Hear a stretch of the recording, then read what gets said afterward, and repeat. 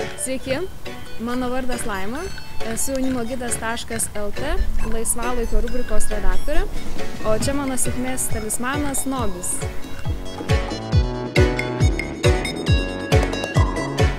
Tikiuosi, kad mano keliami straipsniai bus įdomus ir produktyvus, bei padės pasisemti idėjų, kaip galima įdomiai praleisti savo laisvą laiką.